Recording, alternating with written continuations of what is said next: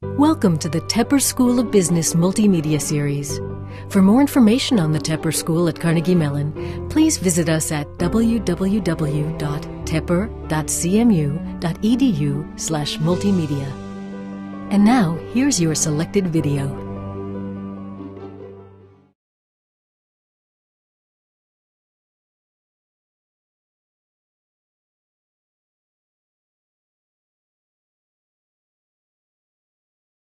Well, the biggest thing about what occurs with, influencing fashion trends and how they change is you have to understand what's going on in the world. You really do. Anywhere, things from the economy, music, celebrity status, even the internet. I mean, when you look at the economy, a lot of people talk about some of the things happening and influencing the economy today, what's happening in the banking industry, everything happening on Wall Street and in the international markets. That is influencing a seriousness coming back into fashion as we speak today. I mean, there are things that the lines are getting cleaner, a little bit more serious, a little bit more tailored.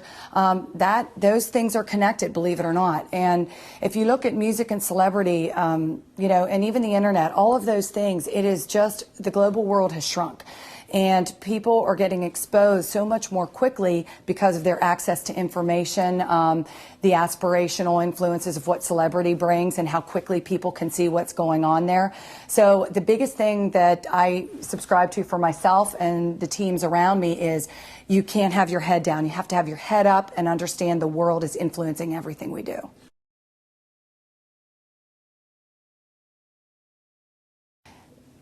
I think there are really two big things that are, influencing some of those changes right now. Number one would be just the influence of the internet. I remember 20 years ago, people were saying brick and mortar stores are going to be a thing of the past. Well, fast forward to now, that's not the case. There's still a social behavior around shopping and getting together with friends or being in a public place that will always be part of the retail landscape. But if you look now at how much spend is going to the internet, it's outpacing, that growth is certainly outpacing brick and mortar sales. They're both growing, but it's outpacing it. That alone is an influence. But the other very interesting behavior that the internet has brought to the shopping landscape is the pre-shopping behavior that happens on the internet. It's amazing how many people go on there, pre-shop, print things out, and bring that into the store and say, I want this. And so if you're really smart about the way that you approach it, it's a 360-degree approach to retailing and shopping and spend and market share, saying, how do we really leverage the internet business, the brick and mortar business, and let them work together. So that's one big influence. The other big influence I would tell you occurring is the idea of customization. And the reason I say it like that is that some people misunderstand what either young people today or any of us want as it relates to customization. We don't really want to build or design our own products, whether it's clothing, whether it's a consumer service product, but we want to feel like we did. So the second thing that's really influencing and the landscape of market trends out there is the idea of customization. And the reason I say it like that is customization, do people really want to design their own products, whether they be apparel, whether it be a consumer service product? Not so much. To start with a blank sheet of paper is not a comfortable place for a lot of people. And in fashion, there's really that discussion around, do people want to be that unique? But they certainly want to think they are. And that's the key. So it's designing a flexible shopping experience, some features that can be flexible and customized, and really marketing those attributes and those abilities to a customer to encompass the idea of customization. So that really is something that everybody, it doesn't matter whether it's the young kids or people like me today, you want to feel or have the ability to customize some aspect of your shopping experience.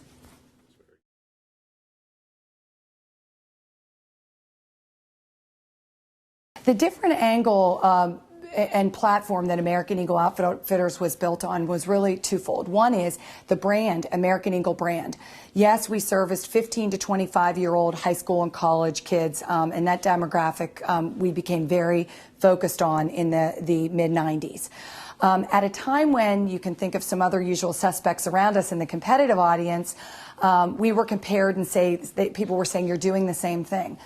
The things that we were really doing that were unique, and it took several years for that to unfold, and a lot of passion and a lot of drive and a lot of focus, were really a few things. One, it was our demographic positioning. First of all, we built our customer base on being accessible, diverse, very democratic.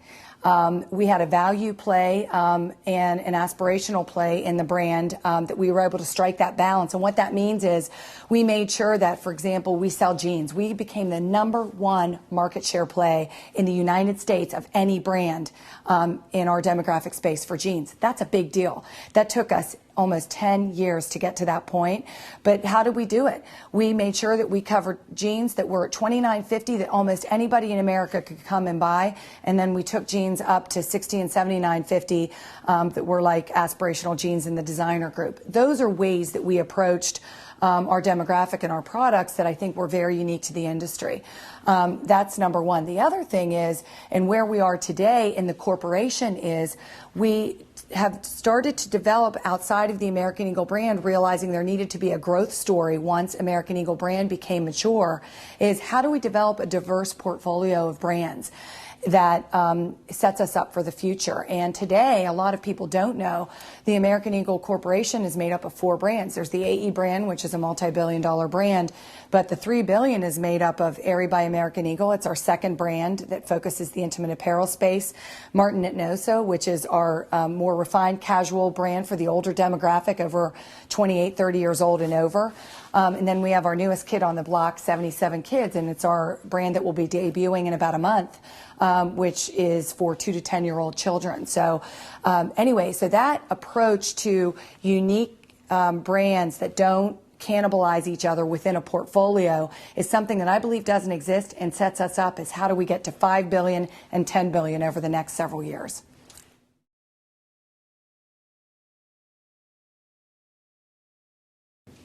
You know, the culture of American Eagle, and quite honestly, the culture of any company, is a fiber of the success. And I think part of the longevity of a company, if you're able to develop and maintain a culture that is true and real.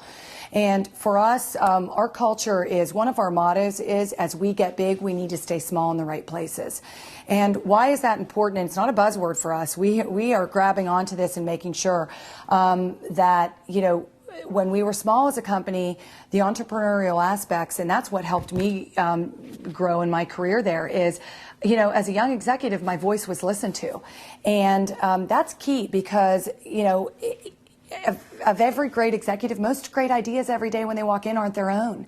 You've got to develop and listen and hear and collaborate with the team to figure out what's new, what's next, and what's going to you know, set us up for success. So, you know, I think that the culture of a company, you've got to be really committed to keeping it true and real. And I really believe that the culture at American Eagle, it kind of doesn't exist in this space that we're in, at least. There's laughter in the building. We're very serious about what we do.